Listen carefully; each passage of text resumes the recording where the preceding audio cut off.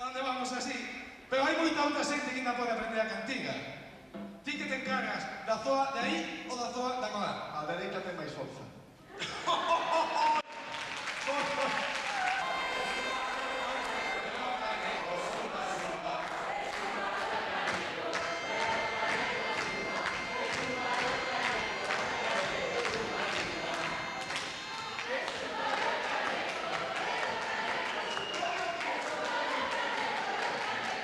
É que poniendo o micro sona máis alto, lógico.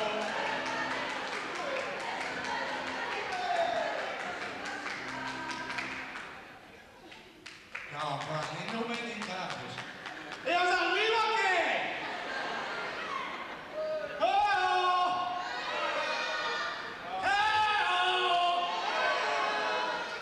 Aí sí que hai voces e non hai que ir abaixo.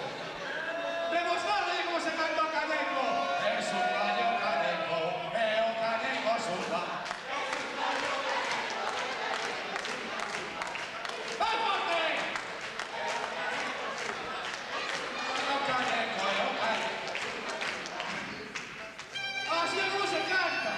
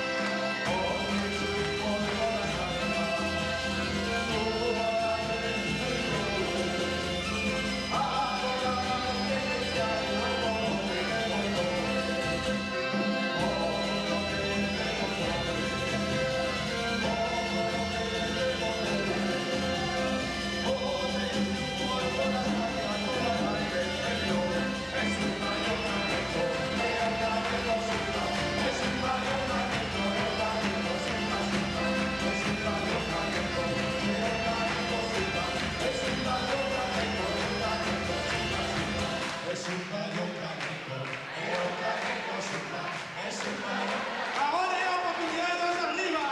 Es un gallo caneco,